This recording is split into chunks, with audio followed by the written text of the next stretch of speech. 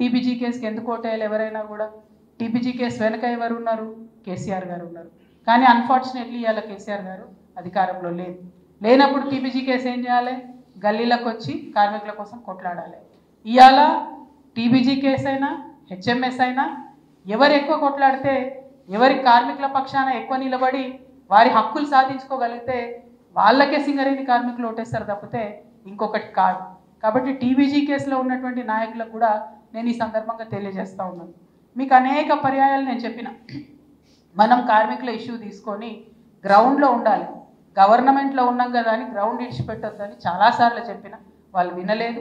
అయినప్పటికీ ఇంకొక మాట కేసీఆర్ గారు నాకు చెప్పింది పదే పదే, మీ టీబీజీ కేసు నాయకులు కరప్షన్ చేస్తూ ఉన్నారు, తగ్గించుకోమని చెప్పండి అంటే పదే పదే హెచ్చరికలు చేయడం కూడా జరిగింది. అయినప్పటికీ వాళ్ళు మారలేదు. ఇక మూడో అంశం, అనేక సార్లు నేను చెప్పిన, 20,000 మంది యువమిత్రులను ఇవాళ మనం ఉద్యోగాలు ఇచ్చి కొత్తగా సింగరేణిలోకి తీసుకున్నాం. మరి ఇప్పుడు వచ్చినటువంటి యువ నాయకత్వానికి కార్మికుల చట్టాల పట్ల అవగాహన, వారికి ఒక నాయకత్వ లక్షణాన్ని అలవాటు చేయాల్సినటువంటి బాధ్యత టీబీజీ కేసు మీద ఉంటుంది. కాబట్టి మీరు కేంద్ర కమిటీలో యువకుల్ని తీసుకోండి, 60-70% యువమిత్రులను వేసుకొని ముందుకెళ్ళండి అని పదే పదే పదే చెప్తే కూడా ఏనాడు యువతను ప్రోత్సహించినటువంటి పాపాన టీబీజీ కేసు పోలేదు. ప్రతి కాంట్రాక్ట్ని కూడా రివ్యూ చేయండి. నేను కౌన్సిల్లో ఎమ్మెల్సీగా ఉన్నప్పుడు, ఇప్పుడంటే రిజైన్ చేసినాం, ఎమ్మెల్సీగా ఉన్నప్పుడు కౌన్సిల్లో కూడా నేను అడిగిన, జైపూర్ పవర్ ప్లాంట్లో కేసీఆర్ గారు దిగిపోయినప్పటికీ ఇప్పటికీ ఎట్లా 3-4 వేల కోట్లు పెరుగుతుంది అని అడిగినాం. దాని గురించి ఇంతవరకు మాట్లాడతలేరు.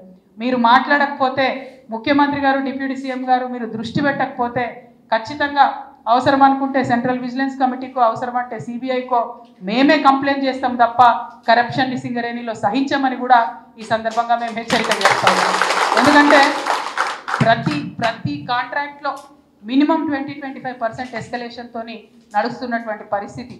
మాకున్నటువంటి సమాచారం, మా రియాజ్ అన్న సమాచారం తప్పుండదు, మాకున్నటువంటి సమాచారం इसमें सीधा 10% सरकार को जा रहा है.